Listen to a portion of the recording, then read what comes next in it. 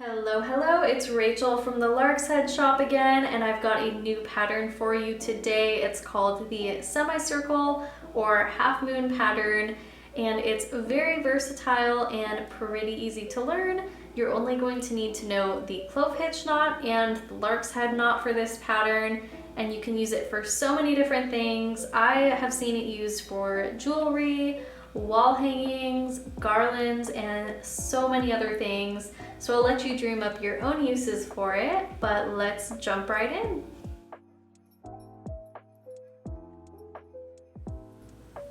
All right, so to begin this semicircle pattern, we are going to start with a simple lark's head knot with our first string. So you're going to throw the loop over the top of the dowel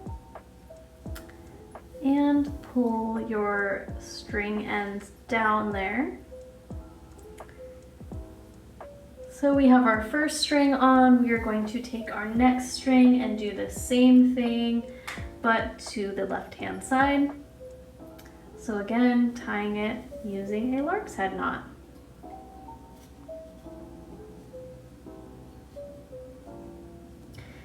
So you will take your left string, you're going to take the inner string and direct it as your lead cord to the right hand side. So this will be your lead cord, and we will tie clove hitch knots using these two strings. So using our first string, tie one clove hitch knot,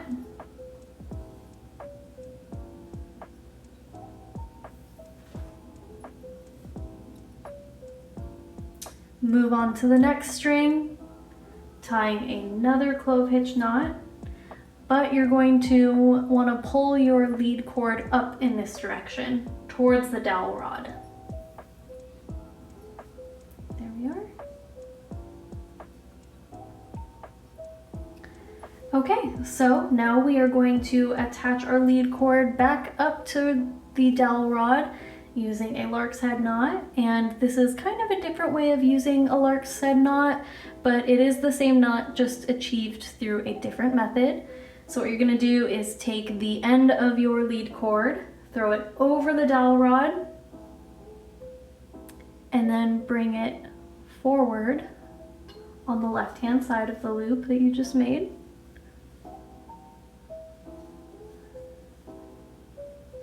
Okay, now cross that over to the right-hand side, and then bring your string behind the dowel, and then through the loop.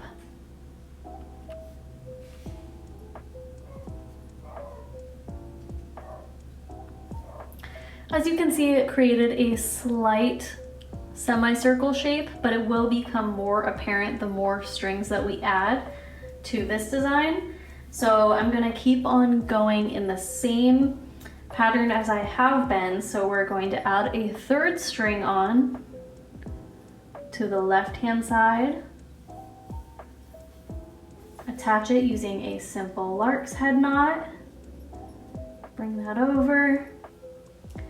Then we are going to leave the outside cord alone. If you need to remember that, you can throw it over the side and then cross this string over. This is going to be our new lead cord.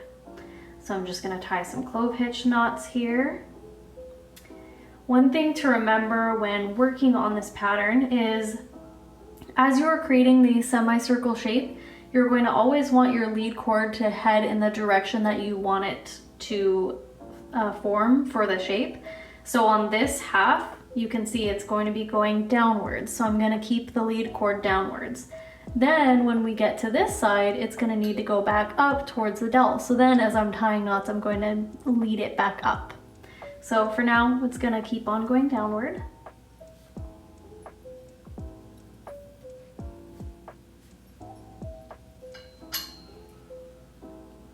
Okay, now as you can see, there is quite a bit of space in between the knot that I just tied and the next knot. So in order to fill that space, I'm actually going to use a little bit of a cheat. So I'm going to take another string and use a reverse lark's head knot to attach that string. So that's going right onto the lead cord. And as you can see, when I tighten it and kind of push it over, it actually blends in pretty nicely with the other strings. And it works perfectly to fill that little gap there. So we'll just go on and continue with our clove hitch knots. Again, now that we're on the right hand side, I'm gonna be directing my lead cord up as I tie these clove hitch knots. So it's gonna go upward. And then our last one for this section, so it's gonna go upward again. There we are, and now it's time to connect it back to the dowel rod using the same technique we did before, the lark's head knot. So again, the loose end is going to go over and then through.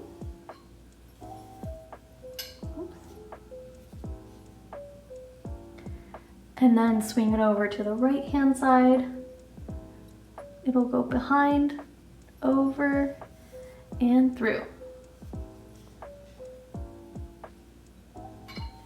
We can pull this down now.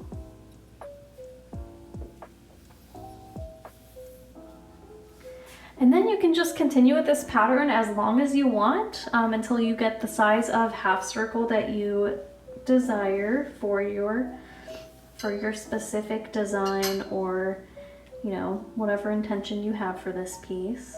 So at this point it gets pretty repetitive. You're just going to continue tying your clove hitch knots, and if you ever end up with a space too large, you can add in an extra cord like I did right here using a lark's head knot.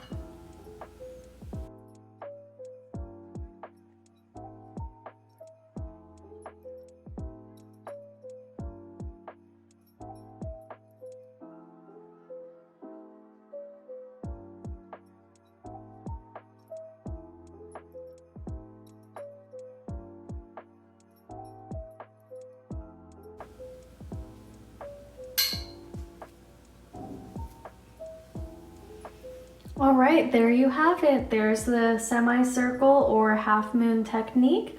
I hope you found this tutorial helpful, and I can't wait to see how you use this in your own work. Hey, thanks for joining today. If you liked this video, go ahead and give it a thumbs up.